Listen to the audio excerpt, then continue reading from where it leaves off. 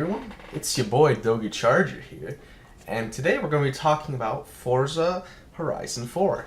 After waiting for about a year or so, we finally received news from E3 2018 that Forza Horizon 4 is on its way to release on the 2nd of October in 2018. Created by Turn 10 and in association with Playground Studios, Forza Horizon 4 is to take place in Great Britain, or United Kingdom. Is it also okay to say? Does anyone actually care? The home of Crossroads Skids and Letting It Slide, which is a pretty great location for the next Horizon game in my opinion. Similarly to Australia, there's a mix of terrain allowing people to do everything they could possibly want, from street races to slugging it out off-road. Now a better question to ask is, will we have to pay exorbitant insurance rates too? The trailer released so far by Microsoft appears to look pretty promising, looking like there's a wide variety of cars. Everything from the Aston Martin Vulcan and McLaren Senna to the Audio Quattro Sport S1, also known as a good old Hoppy Boy. Not only will we see such a diverse variety of landscapes and cars, but the trailer also shows a pretty neat dynamic seasons feature, where the weather changes in regards to the current season in-game. This helps add, I think, a lot of realism to the game, altering not only track conditions and the way the surrounding environment look, but the events within the world as well.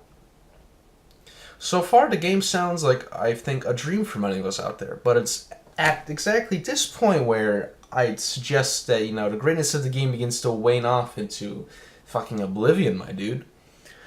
So, now here's some things which I'm a little bit worried about for Forza Horizon 4. First thing which makes me worried is about just how well is this game going to launch. I mean, looking at the fact of the mention that the game will be, according to Microsoft, a shared open world where all players experience that same weather, unquote, according to ScreenRant.com. This probably doesn't sound so bad at first glance, but the shared open world part seems to indicate it to be a online only game, where even in the career mode the game will be still required to have an internet connection to launch properly.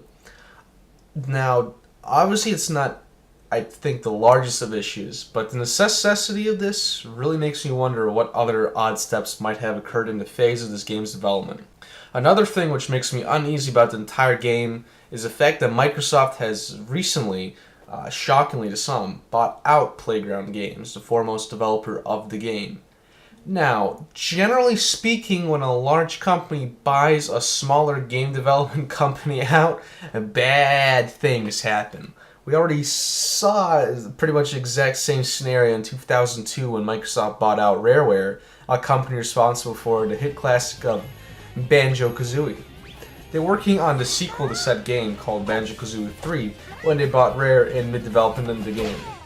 Banjo-Kazooie 3 is supposed to be a classic adventure-style collector item game.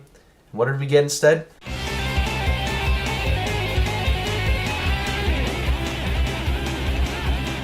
Cars? Cars? Cars!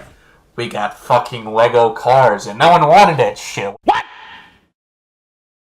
What the fuck? So, naturally, you can see why I'm just slightly worried about the end result of this game.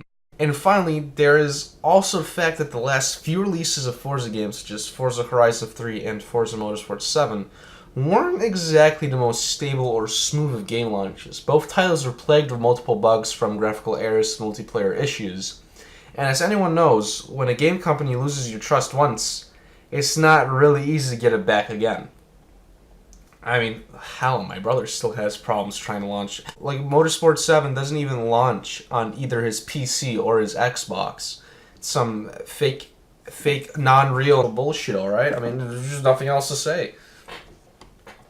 Overall, it seems as if the game has good potential to be a at least decent game. Honestly, it looks like it'll be a great game, and I really hope it is going to be a great game. But I'd still say to wait until the game actually comes out until you buy a copy of it. Just my 2 cents. Wait a second, so, let me get this straight. Is there anything to let you buy the game early? Before it's even done? So you can play on your stupid servers 4 days early? And you get a special badge for your name tag?